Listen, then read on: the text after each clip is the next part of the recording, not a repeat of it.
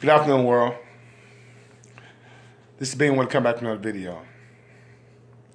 Told you the game is the game.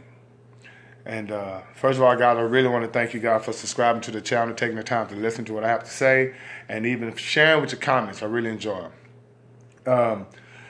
See the title, Bitcoin is a scam. Reason why I say that because I never ever really, fell into that phenomenon, because it's like, how you gonna invest in something that has no liquidity? And when you can't spend it, why are you investing in it? And I know people say, well, it's long-term investments, but if it's not, regulated by central banks or, federal agencies, then if something like I'm finna talk about happens, then you messed over, okay? There's this Bitcoin exchange called Quadriga CX. Had a CEO and founder, 30 years old, was found dead, or he died, mysteriously died.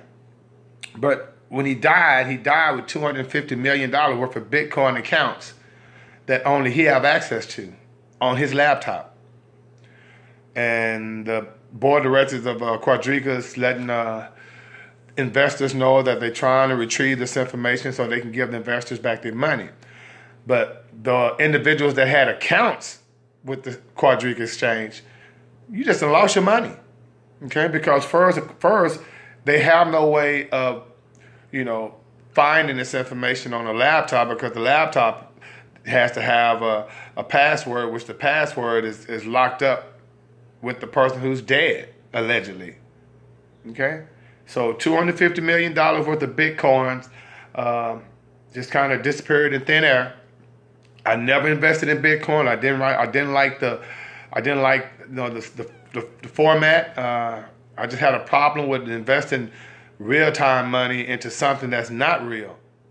Now, if I'm going to deal with anything dealing with cryptocurrency, and if I would suggest anybody dealing with anything related to cryptocurrency, I would suggest doing your research on blockchain. The blockchain technology is something that's going to really go into effect by a lot of financial institutions. It's just a whole different infrastructure, okay? So blockchain is one that I would definitely suggest.